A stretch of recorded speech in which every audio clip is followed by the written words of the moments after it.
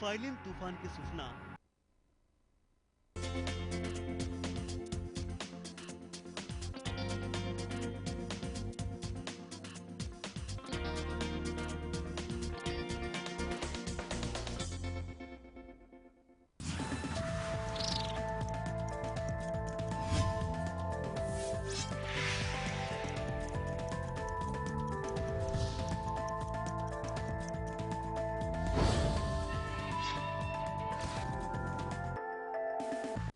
नमस्कार, मैं हूं निर्मल त्रिवेदी और लेमन न्यूज में मुंबई की आवाज में एक खास मुद्दे के साथ हम आपके सामने हैं। जी हां, हर बार हम आवाज उठाते हैं एक आम आदमी की, लेकिन इस बार जो आहत है वो शिक्षा विभाग आहत हो रहा है। काफी बुरी बात लग रही है हमें भी बताते हुए, लेकिन ये वाकई वास्तविकता है। और खासकर अगर बात की जाए तो संस्कृत भाषा जो हमारे देश की एक कड़ी मानी जाती है, धरोहर मानी जाती है, उसको लेकर आज जो है यहाँ पर छात्र और शिक्षक जो है वो कहीं ना कहीं बहुत ही कह सकते हैं कि परेशान हो रहे हैं कि उनके साथ जो अन्याय हो रहा है उसको लेकर वो अपनी आवाज जो है आप तक पहुंचाने की कोशिश कर रहे हैं। आप देख सकते हैं मेरे साथ में काफी लोग हैं यहाँ पर, बच्चे से लेकर आपको सभी टीचर्स नजर आ जाएंगे। आज जो मुद्दे की बात होने वाली है यहाँ पर मुंबई की आवाज में, उनकी खास आवाज जो उठाई जाएगी कि किस तरह से संस्कृत भाषा को जो हमारे देश की धरोहर माना जाता है उसे तवज्जो देने के बजाय आखिर हाशिए पे धकेलने की बात की जाती है। जिस बीजेपी गवर्नमेंट में जिसके मंत्री जो है संस्कृत में शपथ विधि में शपथ लेते हैं और वहां पर हालत ये हो रही है कि टीचर्स और बच्चे परेशान है कि आखिर उनका भविष्य क्या होगा। जी हाँ, पूरी बात बताने की कोशिश करेंगे, आखिर पूरा माजरा क्या है। सीधे हम उनके पास ही चलते हैं और पूछते हैं। जी, सबसे पहले हम आपके पास आना चाहेंगे, आखिर क्या मामला है, आपका नाम और आप क्या करते हैं बताइए पहले। मेरा नाम धनंजय मिश्र है और मैं यहाँ राष्ट्रीय संस्कृत संस्थान मुंबई कैंपस में प्राध्यापक हूँ, संविदा प्राध्यापक। वस्तुतः राष्ट्रीय संस्कृत संस्थान मानव संसाधन विकास मंत्रालय के अधीन एक डीम्ड यूनिवर्सिटी है अथवा मल्टी कैंपस यूनिवर्सिटी है। और दूसरे बात यह है कि ये देश का नहीं, पूरे विश्व का सबसे बड़ा संस्कृत विश्वविद्यालय है और भारत सरकार की नोडल एजेंसी है। भारत सरकार के द्वारा संस्कृत भाषा के विकास के लिए इसकी स्थापना की गई है, संस्कृत भाषा का उत्थान करने के लिए इसका स्थापना की गई थी। लेकिन आज संस्कृत भाषा की दुर्दशा हो रही है। इसी संस्कृत विश्वविद्यालय में यहाँ पर तकरीबन 25,000 छात्र और तकरीबन 200 संविदाध्यापक है, जिनके साथ साथ दुर्दशा और दुर्गति हो रही है। सारे संविदाध्यापकों को जो है निकाल दिया गया है। ये जैसा कि मैंने बताया मल्टी कैंपस यूनिवर्सिटी है। इसके 10 परिसर अलग अलग जगहों पे है, जयपुर में, भोपाल में, पुरी में, श्रृंगेरी में, लखनऊ में और मुंबई में इत्यादि सब जगह, जयपुर वगैरह में। और कई जगहों पे फैले इस संस्कृत विश्वविद्यालय की ये दुर्दशा है कि वहाँ के छात्र जो हैं वो दुष्प्रभावित हो रहे हैं अध्यापकों के नहीं होने से। कोई अध्यापक ही नहीं। हमारे यहाँ साहित्य विभाग में केवल एक अध्यापक है, ज्योतिष विभाग में कोई अध्यापक ही नहीं है। छात्रों की दुर्दशा हो रही है। हमने जिस विश्वविद्यालय को अपने इतने वर्ष दिए, यहाँ पर कई अध्यापक जो है 10 साल, 12 साल, 14 साल, 5 साल, 3 साल से हैं और जिन्होंने आज इस संस्कृत विश्वविद्यालय को इस स्थिति में लाया है, इसको नेक के द्वारा ए ग्रेड दिलवाया है। ऐसे इस संस्कृत विश्वविद्यालय के द्वारा हम आहत और पीड़ित हो रहे हैं। हमारी जी बिल्कुल बिल्कुल, इन्होंने जो आपको एक बता दिया कि आखिर उनका जो विरोध है यहाँ पर क्या है। आप देख सकते हैं कि यहाँ पर वो लोग विरोध में खड़े हैं और प्रोटेस्ट कर रहे हैं उस चीज का कि जिस तरह से संविदा, जिस तरह से यहाँ पर कॉन्ट्रैक्ट में टीचर्स होते हैं उनको भर्ती की जाती है और साल भर का जो है उनको एक पीरियड दिया जाता है कि आप साल भर जो है वो नौकरी पर होते हैं। लेकिन आखिर वो कितना पीरियड होता है। कहीं कहीं टीचर्स जो है वो 14 साल से 15 साल से यहाँ पर जो है वो पढ़ा रहे हैं। संस्कृत भाषा को लेकर हमेशा जो गवर्नमेंट है वो कहती है कि नहीं, बढ़ावा देना है। ये जो भाषा है वो इंडिया में, हमारे भारत के लिए सबसे महत्वपूर्ण भाषा है, बच्चों को सीखना चाहिए। जिस तरह से इंग्लिश सीखने की बात की जाती है उसके पहले तवज्जो दी जाती है कि कहीं ना कहीं संस्कृत को बढ़ावा मिलना चाहिए, क्योंकि हमारे वेद है, हमारे शास्त्र है, हर चीज जो है संस्कृत से बनी हुई है। हमारी संस्कृति जो है वो संस्कृत शब्द से ही है कहीं ना कहीं पे। जानना चाहेंगे हम आगे। सर आप बताइए कि आखिर क्या मांग है, आप किस चीज को लेकर यहाँ पर इकट्ठा हुए। पहले हम राष्ट्रीय संस्कृत संस्थान के, मैं डॉक्टर सुभाष चंद्र मिश्रा राष्ट्रीय संस्कृत संस्थान में डिपार्टमेंट ऑफ ज्योतिष का अध्यापक हूँ। मैं विगत 2.5 वर्षों से इस संस्थान से जुड़ा हूँ। सन 2012 में हमारे मुख्यालय ने एक इंटरव्यू आयोजित किया था, जिसमें यूजीसी के साथ साथ हमारे मंत्रालय के भी नामिनी हुआ करते थे। सभी एक्सपर्टों के साथ में वाइस चांसलर की अध्यक्षता में जो इंटरव्यू हुआ था, उसमें हमारा चयन हुआ था। उस चयन के बाद हमें यह बताया गया था कि आने वाले समय में आपको यहाँ पर नियमित अध्यापक के रूप में नौकरी दी जाएगी। परंतु उसमें नियमित अध्यापक होने की बात तो अलग रही।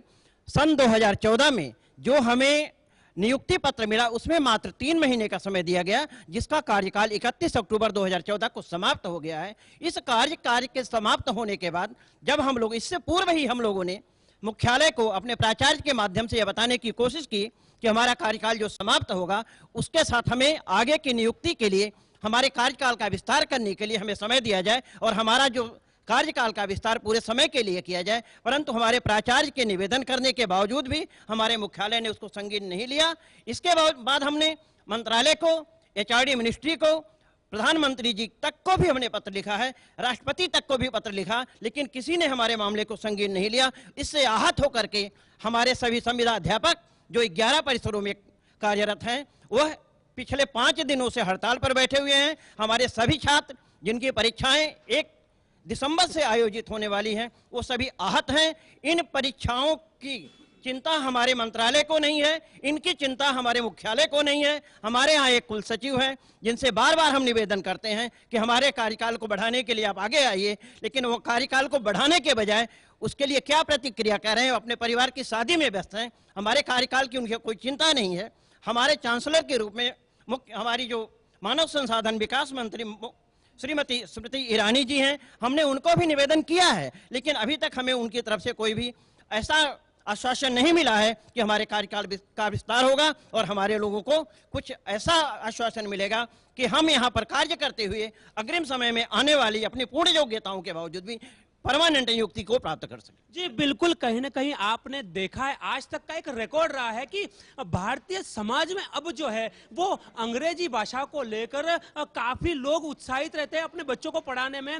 लगता है उन्हें कि कहीं ना कहीं जो है वो बच्चों को अंग्रेजी शिक्षा देने से उन्हें ज्यादा बड़ी नौकरी मिलेगी या ज्यादा सम्मान मिलेगा। लेकिन जहां हमारी गवर्नमेंट बात करती है कि ये धरातल से जुड़ा हुआ मामला है, हमारी संस्कृत भाषा जो है बहुत बड़ी हमारे धरातल से जुड़ी हुई भाषा है, उसे बढ़ावा देने की बात करती है, लेकिन यहाँ पे जो हाल है वो काफी अलग नजर आ रहे हैं। जिस तरह से आज हम खड़े हैं, ये सोमैया कॉलेज है जहां पर ये जिस तरह से लोग परेशान हैं, और यहाँ पर खास बात आपको बताना चाहूंगा कि ये जो इतना बड़ा कैंपस है, यहाँ पर कई 100 एकड़ की जमीन पे फैला हुआ है। वहां पर अगर इस कैंपस की बात की तो काफी छोटा मिला है, जहां पर बच्चों की भी शिकायत है कि उन्हें क्लासेस जो होती है वो कम जगह में कई बच्चे बिठाकर और 5 से 6 क्लासेस ली जाती है। हम उनके पास भी पहुंचेंगे, पहले टीचरों के पास पहुंचते, क्योंकि उनके भविष्य का सवाल है और उनके बच्चे भी कहीं ना कहीं जो है उनकी कमाई पर या उनके करियर पर ही पलते हैं। और अगर उन्होंने अपना करियर अगर संस्कृत भाषा को बनाया तो उनकी कोई गलती नहीं है। उन्हें यह लगा कि कहीं ना कहीं ये लोग उसी सैनिक का काम करते हैं जो भारत सीमा पे काम करता है। ये लोग काम करते हैं यहाँ पे संस्कार देने के, यहाँ पे पौधों को बड़ा करने के, जिनके अंदर संस्कार जाए और वो बच्चे बड़े होकर कुछ कर दिखाए। यही संस्कार हमारी संस्कृत भाषा के टीचर्स लोग देते हैं। हम सीधे आपके पास पहुंचेंगे। सर, आप बताइए किस तरह का सहयोग आप कर रहे हैं, जिस तरह से आप जुड़े हैं कहीं ना कहीं पॉलिटिकली और लोगों से भी, तो आपको क्या लगता है क्यों न्याय नहीं मिल पा रहा है जब इतनी बड़ी लड़ाई ये लोग लड़ रहे हैं? भरत कुमार गर्ग, ज्योतिष विभाग। मैं यहाँ 5 साल से काम कर रहा हूँ और हम उदयपुर से, राजस्थान उदयपुर से मैं हूँ, और यहाँ हमको भाड़े से रहना पड़ता है। सभी अध्यापक अपना अपना भाड़े से रहते हैं, किसी का 10,000 भाड़ा है, किसी का 15,000 भाड़ा है। और आज हमारा 31 तारीख को ख़त्म होने से हम अभी पेमेंट नहीं मिलेगा, तो हमारा जो रोजगार ख़त्म हो गया। अब हम भाड़ा कैसे भरेंगे, हमारे बच्चों को कैसे आगे पढ़ाएंगे, हमारे परिवार का भरण पोषण कैसे होगा, ये चिंता मुख्यालय को नहीं है। हाँ। अब जो है आप क्या मांग करना चाहते हैं कि आगे जो है किस तरह से आपकी मांगे पूरी की जाए? आप आगे गए, किसके पास मामला लेके गए, या यहाँ पर आपके प्रधान अध्यापक जो होंगे उन्होंने कहीं ना कहीं, जी आप बताइए, आपसे जानना चाहेंगे कि आपके यहाँ पर जो प्रधान अध्यापक है उन्होंने मामला आगे लेकर गए कि जिस तरह से इतने सारे टीचर है, कहीं टीचर्स के भविष्य का सवाल है, मामला कहाँ तक गया अभी तक? हम लोगों ने प्राचार्य से निवेदन किया है, लेकिन वो मामला हम लोगों को कुछ भी पता नहीं कहाँ तक ले गए। इसलिए मैं मीडिया का बहुत बहुत धन्यवाद देना चाहूँगा कि मीडिया हमारे तक पहुँची है और इस बात को मैं एचआरडी मिनिस्ट्री तक की संस्कृत पर जो कुठाराघात हो रहा है इस पर अविलंब ध्यान दें। और हम लोग इतना ही नहीं, हम लोग छात्रों के एक आदर्श होते हैं। यदि हम लोगों की यही स्थिति होगी, कहते हैं कि भूखे भजन ना होए गोपाला, ले लो अपनी कंठी माला। यदि हम लोगों के पास रोजगार ही नहीं रहेगा तो हम लोगों के आदर्श कैसे बनेंगे, हम लोग उनको नीति की शिक्षा कैसे देंगे। और हम लोगों की बात, हम लोगों ने प्राचार्य तक बात निवेदन किया, यहाँ तक कि अपने स्तर से मंत्रालय तक बात पहुँचाई, लेकिन अभी तक हम लोगों पर कोई जवाब नहीं आया है। और हम लोग धन्यवाद फिर एक बार करना चाहते हैं मीडिया का कि हमारी बात एचआरडी मिनिस्ट्री तक पहुंचाए और हमें जल्दी से जल्दी समाधान मिले। हमारा और छात्रों का भविष्य, दोनों का भविष्य जुड़ा हुआ है, इसके साथ इस राष्ट्र का भविष्य जुड़ा हुआ है जो संस्कृत और संस्कृति का प्रचार प्रसार के लिए। और यही इसी के कारण हमारा भारत विश्व गुरु के स्तर पे हुआ था, जिसमें चतुर्दश विद्या प्रधान मानी जाती है। उन विद्याओं का हनन हो रहा है, उसमें मुख्य 2013 में आए हुए कुल सचिव का योगदान है, जिसके कारण हम लोग एक नहीं, हम लोग अंतरात्मा से बहुत दुखी हैं। और ये बात मैं सब लोगों की तरफ से ये कहना चाहता हूं कि पूरे भारत देश में 11 कैंपस है, जो कि एक समय था 2013 से पहले जो सेंट्रल यूनिवर्सिटी बनाने के लिए तैयार था, आज ये स्थिति हो गई है कि वहाँ कोई देखता तक नहीं है। जबकि विज्ञान भवन में हम लोगों का 2011-12 में हुआ था विज्ञान भवन में इंटरनेशनल कॉन्फ्रेंस, उस कॉन्फ्रेंस में कहा गया था, कम से कम 61 देश के लोगों ने यह अनुशंसा की थी कि इसे सेंट्रल यूनिवर्सिटी बनाया जाए। माननीय उस समय कुल सचिव थे सुब्बा रायडू जी। सुब्बा रायडू जी के समय हम लोग सोच रहे थे कि चरम उत्कर्ष पर हम बहुत ऊंचाइयों को छू रहे हैं, लेकिन आज बहुत दुख के साथ कहना पड़ रहा है कि डॉक्टर विनोद कुमार सिंह के नेतृत्व में हम लोग धराशायी और अधर में जा रहे हैं। इतना ही नहीं, यदि कोई भी बात कहते हैं तो अपने अधिकारियों एचआरडी मिनिस्ट्री पर थोपते हैं। वस्तुतः ये कोई भी काम अपनी ईमानदारी से नहीं कर रहे हैं और बार बार हमें धमका दे रहे हैं कि नौकरी हटा देंगे, संविधान के तहत ये नहीं है वो नहीं है। हम लोगों ने अपने खून और पसीनों से इस संस्थान को सींचा है। मैं Jammu campus, Sringeri campus, Mumbai campus में आकर के और इसके भविष्य के लिए, इतना ही नहीं, मैं संस्कृत व्याकरण पढ़ाता हूँ। व्याकरण जो है वो जड़ होता है, पद पदार्थ का ज्ञान कराता है, जिससे लोगों को बोलने कैसे चलें, ये सब संस्कार सिखाते हैं। लेकिन हम लोगों के पास रोजगार ही नहीं रहेगा, बार बार डराया जाएगा। इस देश के हम लोग सपूत हैं, इस देश के सपूत पर ही कुठाराघात किया जाएगा तो निश्चय ही भारत का संस्कार संस्कृति नष्ट होगा। और आने वाले समय में भारत का जो संस्कार है उस पर इस तरह से कई आक्षेप होंगे जिस तरह से आज देखे। जी जी जी बिल्कुल, कहीं ना कहीं जो है धरोहर समेट के रखने की बात की जाती है। वाकई ये हमारी धरोहर है। अगर संस्कृत भाषा की बात करें तो हमारी धरोहर ही कहलाती है, क्योंकि जिस तरह से हमारे जो शास्त्र है या वेद हैं इस पर टिके हुए।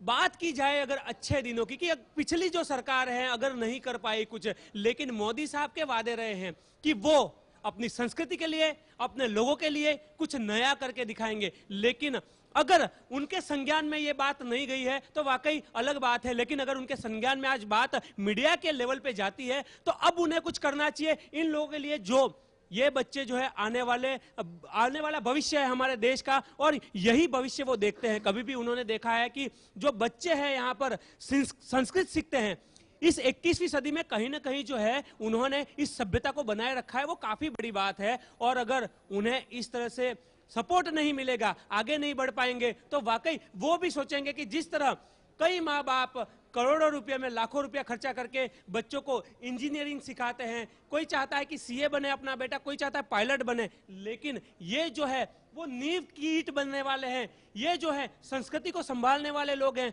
अगर ये भी कल को ये सोच लेंगे तो वाकई जो हिंदुस्तान की संस्कृति है वो कहीं ना कहीं खत्म हो जाएगी। चलिए फिर भी बात करते हैं उन बच्चों से कि क्या निराशा है और आने वाले दिनों में वो क्या आशा करता है जिससे उनका जो फ्यूचर है वो अदर में नहीं हो। जी आप बताइए, क्या आखिर प्रॉब्लम क्या है आपकी यहाँ पे? जी, मैं आनंद कुमार पांडे, यहाँ इस कैंपस का आचार्य प्रथम वर्ष का छात्र हूँ। मैं एक बात ये कहना चाहता हूँ कि भारतस्य प्रतिष्ठा द्वे संस्कृतम संस्कृतिष्ठ था। हमारे भारत की प्रतिष्ठा संस्कृत से है, और संस्कृत जो है वो संस्कृत को रचना करती है। ये जो 16 संस्कार है ये सब हमारी संस्कृति के अंतर्गत आते हैं। अगर हम संस्कृत नहीं रहेगा तो संस्कृत नहीं रहेगी। आज का छात्र कल भावी नागरिक होगा, और इस नागरिक को ही क्या है, जब उसके गुरुजनों के साथ ये खिलवाड़ है, जब उसके पूर्वजनों के साथ ये खिलवाड़ है, तो कल उसके साथ क्या होगा। जब आज से ही उसकी पूरी नींव अच्छे से नहीं पड़ रही है तो कल का जो भवन होगा तो कैसे तैयार होगा। अब हमको सबसे बड़ी कष्ट ये है कि हमारे जो इस संस्थान के इस समय प्रमुख हैं, हमारे कुल सचिव डॉक्टर विनोद कुमार सिंह, उनके विषय में क्या कहा जाए, जिसको कि 31 तारीख 31 अक्टूबर सबको विदित है कि हमारे संविदा अध्यापक की कार्यकाल समाप्त हो जाएगा, लेकिन वो 31 तारीख तक कोई भी नहीं वो हुआ। आज छात्र इतना परेशान है, ज्योतिष विभाग में एक भी शिक्षक नहीं है, छात्रों की 1 दिसंबर से परीक्षा है, छात्र क्या करेंगे? साहित्य विभाग में केवल 1 अध्यापक है, 8 कक्षाएं हैं, छात्र क्या करेंगे? व्याकरण विभाग में 2 अध्यापक है, 10 कक्षाएं, छात्र क्या करेंगे? और सबसे बड़ी समस्या, एक ही कक्षा प्रकोष्ठ में 10-10 कक्षाएं चल रही हैं। उसके विषय में ना तो हमारी सरकार को कुछ दिखाई देता, ना तो किसी को। अच्छे दिन कब आएंगे? आखिर हमारे यही सरकार से पूछना है कि अच्छे दिन कब आएंगे। बहुत सुने कि अच्छे दिन आएंगे, अच्छे दिन आएंगे, अच्छे दिन आएंगे। आज भारत वहीं खड़ा है, अच्छे दिन कब आएंगे इस विषय में आज भी कोई नहीं कह रहा है। आज भी हम संस्कृत वालों के लिए वही रोड में हैं, आज हमको इसी प्रकार भगाया जा रहा है। जी बिल्कुल बिल्कुल, अच्छे दिन कब आएंगे, क्योंकि अच्छे दिन जो है सिर्फ इसका बात करने का तरीका अच्छे दिन ऐसा नहीं होता कि ऊपर से जो है वो हम अच्छे लगे, बाकी हमारी जो नींव की ईंट होती है वो भी मजबूत होनी चाहिए। जब हम बात करते हैं हमारे यहाँ की संस्कृति की या सभ्यता की, तो संस्कृत भाषा जो है उसका जो महत्व काफी माना जाता है। अगर हम गीता की बात करें, हम रामायण की बात करें, महाभारत की बात करें, जो यहाँ पर हमारे वेदों की भी बात करें, तो रचे हुए जो वो संस्कृत में रचे हुए लोग जो है कई विदेशों से आते हैं और संस्कृत सीखने के लिए आते हैं। ऐसे समय में अगर संस्कृत भाषा को जो है वो यहाँ पे तवज्जो नहीं दी जाती है तो वाकई वो काफी दुख भरी बात है। और मैं पूछना चाहूंगा माननीय स्मृति ईरानी जी से कि क्या कारण है कि जिस तरह से उनकी एक छवि बनी हुई है कि वो हिंदुस्तान को प्यार करने वाली है, संस्कृत भाषा को प्यार करने वाली है, और अगर यहाँ पर जो लोग हैं वो इस चीज से अछूते हैं तो कहीं ना कहीं वो वाकई दुख वाली बात है। अगर उन्हें नहीं मालूम है तो हम मीडिया के माध्यम से उन तक पहुंचाना चाहते हैं कि आने वाले दिनों में एटलीस्ट वो यहाँ के हालात को समझे, क्योंकि यहाँ पर जो इतना बड़ा कैंपस आपको दिख रहा है, इस कैंपस की अगर बात करें तो कहीं ना कहीं जो है वो सोमैया कॉलेज बहुत बड़ी संस्था कहलाती है। यहाँ पे कई बच्चे पढ़ते हैं और उनको सुविधाएं जो बहुत बड़ी है, लेकिन आखिर ये संस्कृत जो है उस डिपार्टमेंट को अछूता क्यों रखा गया है, उसे दरकिनार क्यों किया जा रहा है, वाकई बहुत बड़ी बात है। हम वापस बच्चों के पास आएंगे, लेकिन जी आपसे पूछना चाहूंगा कि आखिर बच्चे भी इतने परेशान हैं और जो आपकी जो मांग है वही भी पूरी नहीं की जा रही है, क्या चाहते हैं आप, और अगर उसका हल नहीं निकला तो आप क्या करना चाहेंगे? संकट इस बात का है कि आज संस्कृत के ऊपर यह भारी आपदा कही जा सकती है। हम बच्चों को बुलाते हैं संस्कृत पढ़ने के लिए, आह्वान करते हैं कि आइए आप लोग संस्कृत पढ़ें, कई लोगों को हम बुलाते हैं, लेकिन बच्चे हमसे ये पूछते हैं क्लास में कि गुरुजी जब आप लोगों की ये स्थिति है कि आप लोग आज 10-10 वर्ष से पढ़ाते हुए परमानेंट नहीं हुए, आप लोगों को धमकाया जाता है कि अब निकाल देंगे तब निकाल देंगे, 3-3 महीने के लिए रखा जा रहा है, क्या हमारी स्थिति क्या होगी? हमें रोजगार मिलेगा कि नहीं मिलेगा? हम संस्कृत क्यों पढ़ें? संस्कृत में स्थायी कोई रोजगार है क्या, कि ऐसे ही हमारी भी दशा होने वाली है? संस्कृत के प्रति इतनी उदासीनता, ये सरकार को इस पे ध्यान देना चाहिए। हम यही चाहेंगे आपसे कि इस बात को सरकार तक पहुंचाएं। और ये जो संविधाध्यापक हैं, इनकी जो ऐसी दुर्दशा है, इन्हें तत्काल अस्थाई नियुक्त किया जाए, परमानेंट इन्हें नियुक्त किया जाए। यूजीसी नेक कमेटी ने भी निर्देश कर दिया है कि निवेदन पत्र द्वारा कि जैसे जैसे आपके यहाँ पद मिलता है या पद आते हैं या मिनिस्ट्री से आप पद की मांग करें और इन लोगों को पहले आप तत्काल परमानेंट करें। जब तक आप इनको परमानेंट नहीं करते हैं तब तक जो है कोई नियुक्ति भी न करें। अभी तक हमारे संस्थान में स्थायी कोई कुलपति नहीं है, कुल सचिव एक अकेले हैं जो अपनी मनमानी कर रहे हैं। कोई भी प्रिंसिपल यदि आवाज उठा दे तो तत्काल प्रिंसिपल को धमका दे रहे हैं कि आपकी प्रिंसिपलशिप छूट जाएगी। प्रिंसिपल नहीं बोल रहा है, यानी प्रधानाचार्य, हर 11 कैंपस के एक प्रधानाचार्य हैं, वो नहीं बोल पा रहे हैं। जो परमानेंट अध्यापक हैं वो कुछ कम ही है, ज्यादा वो काम नहीं कर सकते। प्रोफेसर की, रीडर की अपनी अपनी एक क्षमता है, उनको नियमानुसार कुछ ही घंटे उनको पढ़ाने हैं। सारी घंटे 6-6 घंटे तो हम लोग पढ़ाते हैं। हम पूरी योग्यता रखते हैं, संपूर्ण योग्यता हम रखते हैं, पीएचडी किए हुए हैं, नेट किए हुए हैं, जेआरएफ किए हुए हैं, तथापि हमारी यह दुर्गति है कि हमें स्थायी नहीं किया जा रहा है, हमें 3-3 महीने पे निकाल दिया जा रहा है। यह कितना बड़ा सम्मान हम लोगों को मिल रहा है शिक्षण। हम लोगों ने क्या भूल कर दिया, क्या अपराध कर दिया? अरे सच्चे हम लोग भारत के सपूत हैं कि अपनी संस्कृति को संभाल करके, संस्कृत भाषा की वागडोर पकड़ करके, संस्कृत के शास्त्रों को पाल करके, पोष करके अपने भारतीय संस्कृति को आज पल्लवित करते जा रहे हैं, तथापि हमारे तरफ ध्यान नहीं दिया जा रहा है। हमारी यह दुर्गति। वाकई बहुत दुख की बात है कि जिस तरह से धरोहर को संजो कर रखने की बात की जाती है और ये काम कर रहे हैं, ये बच्चे हैं चाहे ये अध्यापक है, और अगर इनके साथ इस तरह की दुर्दशा है, वाकई सोचने वाली बात है। मोदी साहब, आपने अच्छे दिनों की बात की है, लेकिन अच्छे दिन सिर्फ विकास ही नहीं है, बल्कि विकास होता है इंसान का, इंसान के कर्मों का, इंसान के रहन सहन के तरीके का। और ये जो है वो हमारी भाषा जो है, संस्कृत भाषा, उसको महत्व देने से बढ़ता है। हिंदुस्तान की ताकत सिर्फ हथियारों से नहीं बढ़ने वाली है, सिर्फ विदेशी रिश्तों से नहीं बढ़ने वाली है, बल्कि हमारी धरोहर जो है, जिस पर बुनियाद टिकी है हमारे हिंदुस्तान की, वो संस्कृत भाषा की आपको रक्षा करनी पड़ेगी, क्योंकि ये सच्चे सपूत हैं उस सीमा के, संस्कृत भाषा के, जिनके लिए आपको कुछ करना पड़ेगा, क्योंकि सामने आपको वो भविष्य भी नजर आएगा जो आंखें गड़ा कर बैठा है और इंतजार कर रहा है कि आप इंसाफ देंगे, आपका मंत्रिमंडल जो है इंसाफ देगा। अगर उनके साथ पॉलिटिक्स होती है कहीं पैसे के लिए या कहीं पद के लिए, तो वो इनके साथ न हो, ये इनकी मांग है, वो पूरी होनी चाहिए। हम चाहेंगे, आप किस तरह से संस्कृत भाषा में अपने फ्यूचर को बनाना चाहते हैं, जिसको सोचकर आपने संस्कृत भाषा में यहाँ पर आपने इंटरेस्ट दिखाया है? मेरा नाम गोपाल पौडेल है। मैं 4 साल पहले यहाँ पे एडमिशन लिया था मैंने। तो जब मैंने एडमिशन लिया उस टाइम उस जो परिचायिका था यहाँ का बुक का, तो इसमें लिखा गया था कि छात्रावास है, भोजनालय व्यवस्था है। तो मैं यही देख के एडमिशन लिया यहाँ पे। जब मैं यहाँ पे एडमिशन लिया तब न छात्रावास है, न भोजनालय की सुविधा है, न अपना भवन है। अभी यहाँ तक हो गई कि मतलब पढ़ाने वाले टीचरों को भी यहाँ से निष्कासित कर दिया गया है। तो हम क्या भविष्य हम कैसे बनाएंगे? ना इधर के न उधर के रह गए हम लोग। अब कोई रास्ता बचा नहीं हम लोगों के लिए। जी बिल्कुल, आपसे पूछना चाहूंगा, आपकी क्या मांग है? अब मोदी सरकार को जिस तरह से नौजवानों ने भी वोटिंग किया है, आप अपना जो फ्यूचर है वो बनाना चाहते हैं संस्कृत में, क्या मांग करेंगे आप सरकार से? हम यही मांग करेंगे कि हमारे शिक्षकों को स्थायी रूप से यहाँ पर रखा जाए और छात्रों के लिए छात्रावास की व्यवस्था की जाए। उनके जो वित्त हैं वो महीने महीने में टाइम पर दिया जाए और सारी यहाँ पर सुविधाएं जो प्रोस्पेक्टस में लिखी गई है वो दी जाए। बिल्कुल, यहाँ पर जो बुनियादी सुविधा है एटलीस्ट वो उपलब्ध करवाई जाए, क्योंकि विद्यालय का हक होता है। अगर आप अलग से यहाँ पर एक विद्यालय नहीं दे सकते, क्योंकि विश्व में जो सबसे बड़ी संस्था मानी जा रही है संस्कृत में, अगर उसके बारे में अगर आप नहीं सोच रहे हैं, जिसको बड़ा नहीं कर सकते, तो वाकई वो दुख की बात है। एटलीस्ट अगर आप उनको एक प्रीमाइसेस नहीं दे सकते हैं बड़ा, तो एटलीस्ट आप ये तो कर सकते हैं कि यहाँ पर जो सुविधा है वो तो आप काफी दे सकते हैं। जी बिल्कुल, क्या बताना चाह रहे थे आप? हाँ, यहाँ पे अपना भवन भी नहीं है, जबकि 2002 में इस कैंपस का स्थापना हुआ, लेकिन अभी तक कोई मतलब भवन की कोई वो हुआ नहीं है।